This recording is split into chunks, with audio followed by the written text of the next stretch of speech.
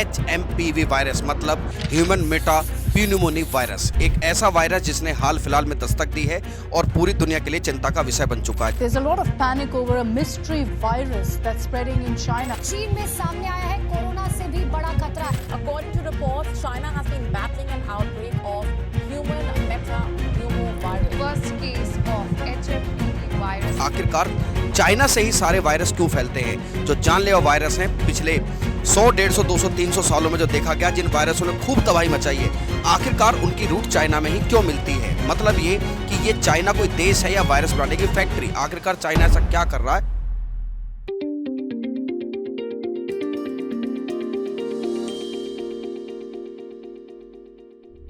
RG ज्ञान सबसे सटीक।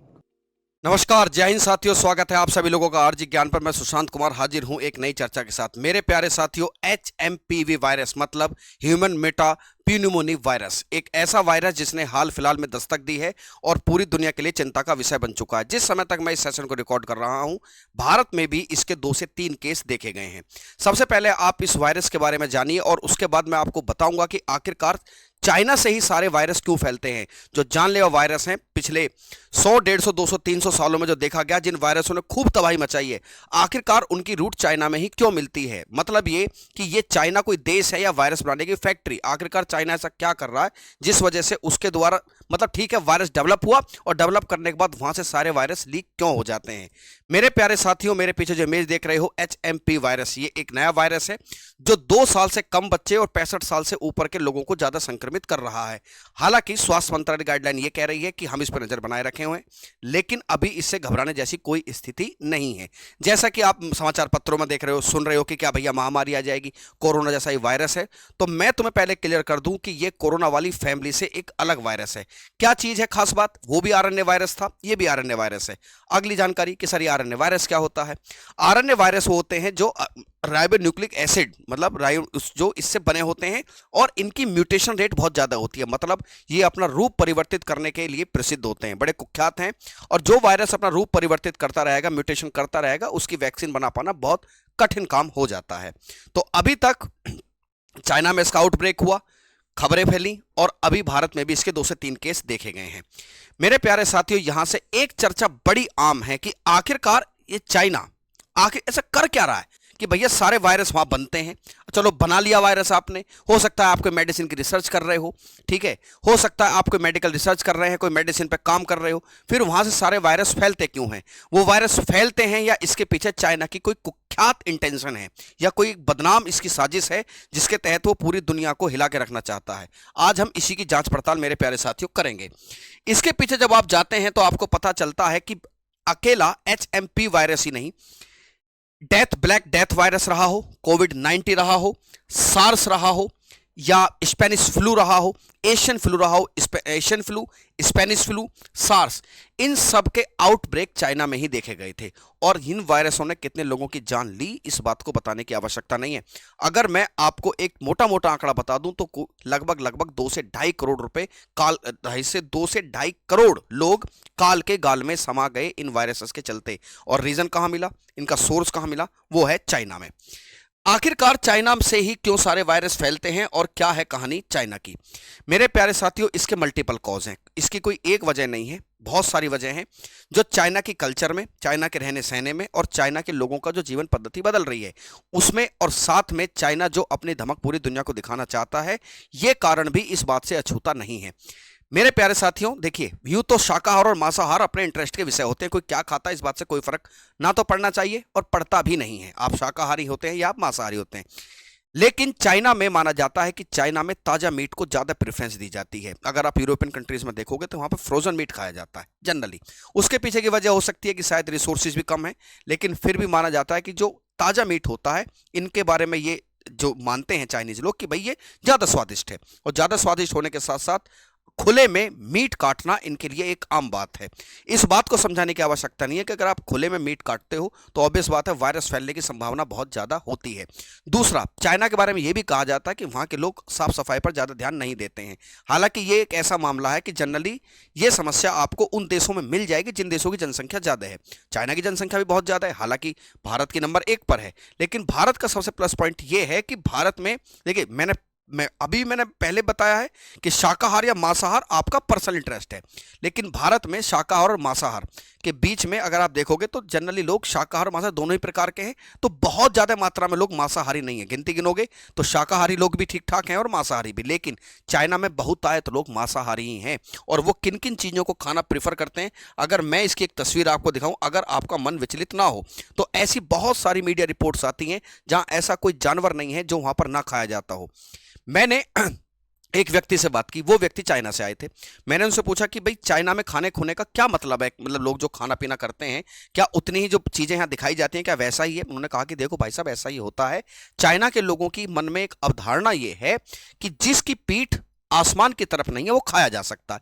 मतलब ये हुआ कि भैया एक तो इंसान ही बचा, फिर तो जानवरों की सबकी पीठ आसमान की तरफ होती है और वो उसको खा सकते हैं। मेरे पीछे अब देखिए, इस इमेज को दिखाने के पीछे मेरा कोई आपके लिए कुछ वैसा मतलब आपका मन विचलित कर देने वाली मेरी इंटेंशन नहीं है, लेकिन ये सब चीज़ें चाइना में खाई जाती हैं।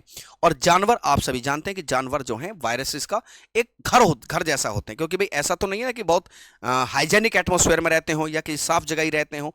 तो जानवर लेके गंदगी से लेके साफ सफाई सब जगह में रहते हैं और वो दोनों ही जानवरों को खाने में बिलीव करते हैं। इसके पीछे क्या इंटेंशन है? इसके पीछे चाइना की कल्चर आड़े आती है।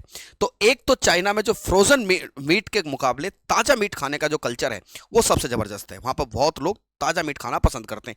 क्या क्या खाते हैं वो तो मेरे हिसाब से हर वो आदमी जो इस बारे में चर्चा करता है तो वो ये कहता है कि हे भगवान, ये क्या खा लिया। चाइना का एक शहर है वुहान, बिल्कुल ये वही वुहान है जहां से कोरोना आउटब्रेक हुआ था। जब आरोप लगे कि इसी वुहान लेबोरेटरी से, जो वायरोलॉजी की लैब है, यहां से कोरोना का वायरस मतलब लीक कर गया था, यहीं से आउटब्रेक शुरू हुआ कोरोना का। ये एक कुख्यात लैब है मेरे प्यारे साथियों। जब पूरी दुनिया में लगभग 75 लाख लोग के आसपास इस कोरोना से मर गए तो ऑब्वियस बात है इस पर रिसर्च होना जायज था, चिंता भी होनी जायज थी। चिंता दो प्रकार की हुई कि भाई वैक्सीन बनाइए, वैक्सीन नहीं बनी, लेकिन एक बात और भी थी कि भाई आने वाले समय में ये स्थिति दोबारा रिपीट नहीं होनी चाहिए। ऐसे में वो देश आ गया है जिनके पास ठीक ठाक पैसा है, रिसर्च पर ठीक ठाक पैसा खर्च करते हैं। एक ऐसा ही देश है अमेरिका। अमेरिका का रक्षा विभाग जिसे पेंटागन कहा जाता है, पेंटागन ने अपनी रिपोर्ट में कहा कि जो वुहान की जो लैब है वहां पर चाइना बायोलॉजिकल वेपन्स बनाता है। क्या है बायोलॉजिकल वेपन्स? बायोलॉजिकल वेपन्स मतलब एक प्रकार के वायरस, बैक्टीरिया, फंगस, इन सबको बनाना और किसी ऐसी जगह पर इंप्लीमेंट कर देना जहां पर उनके दुश्मन रहते हैं। तो ऑब्वियस बात है इससे बहुत सारी मृत्यु हो सकती है, और या अगर मृत्यु नहीं भी हुई तो आप अपंग हो सकते हैं, मानसिक रूप से बीमार हो सकते हैं। आरोप लगाया पेंटागन ने कि वुहान में एक्चुअल में यही हो रहा था। वहां से कोरोना जो ये वायरस है ये आउटब्रेक कर गया, वहां से निकल गया, वहां से लीक हो गया और पूरी दुनिया में इसने हाहाकार मचा दिया। कोरोना की तस्वीरें आपके दिल और दिमाग में आज भी कायम हैं कि क्या हालात कोरोना में थे। ठीक है, तो ये माना गया कि चाइना एक बायोलॉजिकल वेपन बना रहा है। अच्छा, अब चाइना से ऊपर पड़ता है मंगोलिया। चाइना मंगोलिया वाले इस क्षेत्र को बहुत ध्यान से देखिए। अगर आप इतिहास में थोड़ी सी भी रुचि रखते हैं तो आपने एक आक्रमणकारी का नाम सुना होगा, तैमूर लंग। एक आक्रमणकारी का नाम सुना होगा आपने, चंगेज खान। चंगेज खान के बारे में कहा जाता है कि वो पहला शख्स था जिसको बहुत बिलीव था बायोलॉजिकल वेपन्स में। मतलब प्लेग के जो पीड़ित लोग थे, प्लेग पीड़ित लोगों को कहते हैं कि वो फेंकता नहीं था। वो प्लेग पीड़ित लोगों की जो डेड बॉडीज होती थी उनको ब्लैक सी में गिरवा देता था। अभी ब्लैक सी में गिर जाएगी तो अब सारा पानी क्या हो जाएगा? पॉल्यूटेड। जो भी खाएगा वो मारा जाएगा। इस प्रकार माना जाता है कि चंगेज खान ने लगभग 2 से 3 करोड़ के आसपास लोगों को मौत के कगार पर पहुंचा दिया था, या उनको काल के गाल में समा के 2 से 3 करोड़ लोग। वजह इस तरह की बॉडीज का इस्तेमाल करना। ये किदवंती है या सच्चाई, लेकिन इसके पीछे एक बात बिल्कुल साफ है कि हाँ, प्लेग की डेड बॉडीज का इस्तेमाल हुआ था। मेरे प्यारे साथियों, ये बायोलॉजिकल वेपन की पहली घटना थी। उसके बाद बायोलॉजिकल वेपन्स का एक ऐसा दौर शुरू हुआ जब अब कहा जाता है कि लगभग बहुत सारे लोगों ने बायोलॉजिकल वेपन्स बना लिए हैं। आपने हिटलर का नाम सुना होगा, ठीक है, हिटलर भी ऐसे ही बायोलॉजिकल वेपन्स पे काम कर रहा था। जर्मनी, अमेरिका, रूस और चीन समेत 17 देश ऐसे हैं जो बायोलॉजिकल वेपन बना चुके हैं। तो ये माना जाता है कि जो वुहान की जो ये लेबोरेटरी है, ये लेबोरेटरी एक प्रकार का सोर्स है, एक प्रकार का सेंटर है जहां पर रिसर्च होती है वायरसेस पे, और ये भविष्य के लिए तैयार कर रहा है चाइना। तो इस बात है, चूंकि पेंटागन की रिपोर्ट है तो ऑब्वियस बात है इसको थोड़ा सा लाइट भी नहीं लिया जा सकता कि हाँ, ये भी संभावना हो सकती है। और क्या कारण है जिस वजह से चाइना में ही सब ज्यादा गड़बड़ होती है? मेरे प्यारे साथियों, चाइना में मैंने बताया कि भाई एक तो मीट, ऊपर से ये लैब और उसका बायोलॉजिकल वेपन्स के प्रति बढ़ता हुआ झुकाव चाइना का। साथ में चाइना बहुत सारी इंफॉर्मेशंस को छुपाता है। मान लीजिए आपके देश में कोई गड़बड़ हो रही है तो वर्ल्ड हेल्थ ऑर्गेनाइजेशन के साथ आपको अपनी रिपोर्ट शेयर करनी चाहिए कि भाई देखिए ऐसा है कि हमारे देश में ये बीमारी फैल रही है। आप सचेत करिए लोगों को। लेकिन चाइना बदनामी के डर से और जियो पॉलिटिक्स में अपनी धमक के चलते बहुत सारे वैसे डाटा को भी छुपा लेता है जो डाटा उसको बता देना चाहिए।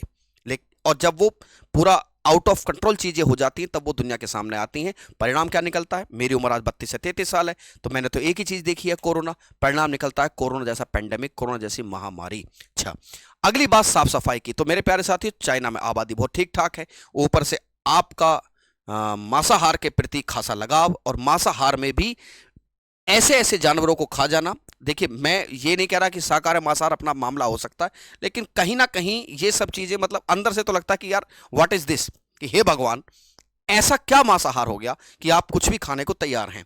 मेरे प्यारे साथियों, शायद आपको ध्यान हो पिछले कुछ दिनों की न्यूज। मैं आपको एक खबर बताता हूं। आंध्र प्रदेश भारत का एक राज्य है। आंध्र प्रदेश में गधों की संख्या अचानक से गायब होने लगी। लोगों ने रिसर्च कहा कि भाई गधे कहां गए। मामला इतना गंभीर था कि मामला कोर्ट पहुंचा। कोर्ट से पता चला कि यहां से गधे एक्सपोर्ट कर दिए गए हैं अमेरिका, चाइना के लिए।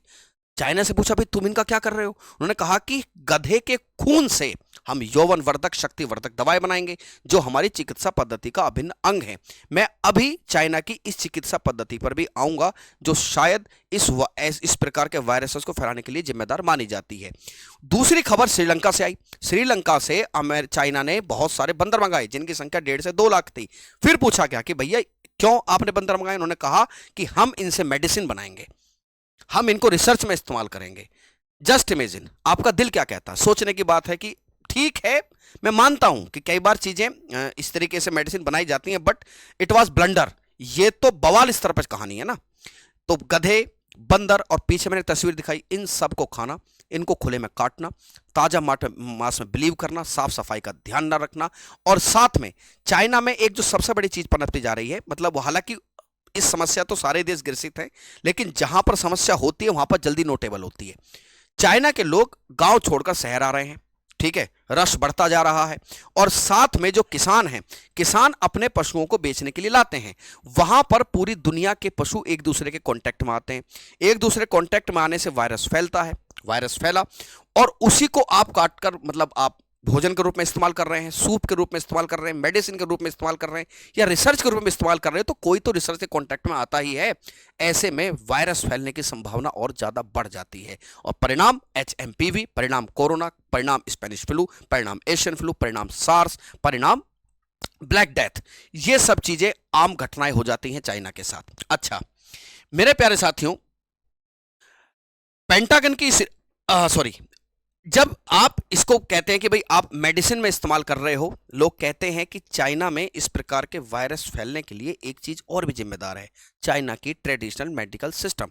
मतलब जो पारंपरिक पद्धति है चाइना की, जिसमें वो कहते हैं कि ये लोग क्या करते हैं, लोग ये करते हैं कि भैया जब वो बीमार होते हैं तो वो पारंपरिक पद्धति की तरफ जाते हैं। कोई बुराई नहीं है, बुराई इसलिए नहीं है क्योंकि लोग पुरानी पद्धति पर बिलीव करते ही हैं। हालांकि आधुनिक जमाने में जब दवाइयां इतनी ज्यादा हो चुकी हैं तो लोग ये कहते हैं कि नीम हकीम खतरा है जान, अगर नीम हकीम चक्कर में पड़े तो जान को खतरा आ सकता है। लेकिन चलिए, उनका एक कंक्रीट बिलीव है कि अपनी जो TMC है, मतलब ट्रेडिशनल चाइनीज मेडिकल सिस्टम जो है, उसमें ये खास बिलीव करते हैं। इन्होंने बताया है कि जो TCM है, TCM यिन और यांग के सिद्धांतों पर आधारित है। यिन क्या होता है? यिन को एक नेगेटिव चीज माना गया है जो निष्क्रियता, लो लेवल ऑफ एनर्जी, स्त्रीत्व और अंधकार को बताता है। वहीं यांग क्या बताता है? पुरुषत्व और ऊर्जा को। यह पद्धति यह कहती है कि यिन और यांग दो ऐसी चीजें हैं, एक नेगेटिव है एक पॉजिटिव है। यिन और यांग का बैलेंस होना बहुत जरूरी है। यह कुछ ऐसा ही है, अगर आप थोड़े से भी भारत की संस्कृति के बारे में जानते हैं तो आपको पता होगी, हमारे यहाँ वात और कफ के बैलेंस पर चीजें बताई जाती हैं, लेकिन वो पूरी तरीके से मेडिकल में है, पूरी तरीके से बॉडी के अंदर है। लेकिन ये जो सिस्टम है ये एक फिलोसोफर के द्वारा दिया गया। वात और कफ का बैलेंस होना जो हमारे देश में चलता है भैया, वो पुराने वैद्य हकीमों के एक अनुभव पर आधारित व्याख्यान है, जिसको मेडिकल साइंस हमारा मानता भी है कि हाँ होता है, बॉडी के अंदर वात और कफ को बैलेंस होना चाहिए। लेकिन यिन और यांग पूरी तरीके से फिलोसॉफिकल चीजों पर आते हैं कि ये मैंने बताया कि यिन एक नेगेटिव चीज है, यांग एक पॉजिटिव चीज है। यह पद्धति ये कहती है कि यिन और यांग को बैलेंस करना चाहिए। मेरे प्यारे साथियों, इस TCM में जिस प्रकार की मेडिसिन का इस्तेमाल किया जाता है वो सारी मेडिसिन उसी तरीके से बनती हैं जिस तरीके से मैंने आपको बताया कि जैसे आंध्र प्रदेश से गधे, पाकिस्तान से गधे गायब हुए, सब चाइना के लोग खरीद कर ले गए, बंदर, इन सब चीज से बनने वाली वो मेडिसिन हैं जो TCM में प्रयोग होती हैं। यानी कि क्या हुआ, कंक्लूजन क्या है इस बात का, निष्कर्ष क्या है? निष्कर्ष ये है साहब कि चाइना में का जो कल्चर, चाइना का मेडिकल कल्चर और चाइना की इंटेंशन जो हमेशा से सवालों के घेरे में रहती है। चाइना को एक देश नहीं, चाइना को एक वायरस फैक्ट्री बनाती है और वो सारी आदर्श परिस्थितियां चाइना में उपलब्ध हैं जहां से एक वायरस फैल सकता है। मतलब ये एक मिक्सिंग वेसल है। मिक्सिंग वेसल समझते हो कि दुनिया भर की वायरस के आइडियल कंडीशन को उठाया गया है और उनको चाइना जैसे देश के रूप में जो एक बर्तन है उसमें डालकर घुमा दिया गया है और चाइना बन जाता है एक वायरस फैक्ट्री। चाइना बन जाता है एक आदर्श प्लेस, एक आदर्श स्थान जहां से वायरस पनप सकते हैं। इस बात को लेकर मेरे हिसाब से, चूंकि WHO से पूछा भी गया है कि भाई क्या इस वायरस के चलते जो HMPV वायरस है, क्या आपके पास कोई न्यूज है, उन्होंने कहा वही रवैया है चाइना का जो कोरोना के प्रति थी। चाइना इस मामले में कोई भी अच्छी रिपोर्ट देने को तैयार नहीं है। अच्छी रिपोर्ट से यहां अर्थ है एक रिपोर्ट विद ट्रांसपेरेंसी, एक ऐसी रिपोर्ट जो पारदर्शिता के साथ पेश की जाए। चाइना अभी भी इस बारे में कुछ नहीं बता रहा है। बताना चाहिए, कहीं ऐसा ना हो परिस्थितियां कोरोना जैसी विभत्स हो जाएं। मैं फिर क्लियर कर दूं आपको जाते जाते कि जो HMPV वायरस है ये कोरोना वाली फैमिली से अलग है। ये 2 साल से कम बच्चों को और 65 साल से ऊपर के बच्चों को ज्यादा प्रभावित करेगा। RNA वायरस है, म्यूटेशन बहुत ज्यादा होगा। ऐसी स्थिति में वैक्सीन बनाना या कोई एंटीवायरल दवा बना पाना बड़ा मुश्किल हो जाता है। यही समस्या कोरोना वायरस के साथ भी थी। तो आपको और हमें ऐसा लगता है कि पूरे वैश्विक समुदाय को इस मामले में एक होकर ये जरूर करना चाहिए कि कम से कम, ठीक है आप जो अपने देश में कर रहे हो वो माशाअल्लाह, लेकिन आप कम से कम इंफॉर्मेशन, वो जानकारी अरे बता दीजिए। कम से कम हम आपको नहीं रोक सकते तो खुद में सुरक्षित रहना हमारा अधिकार बनता है। तो देखिए आने वाले समय में क्या होता है, क्या चाइना इसके मामले में कुछ गंभीर कदम उठाएगा, जानकारी उपलब्ध कराएगा या नहीं कराएगा, वो आने वाला समय ही बताएगा। मैं अलविदा लेता हूं, उम्मीद करता हूं जानकारी आपको अच्छी लगी होगी। जय हिंद, जय भारत, स्वस्थ भारत।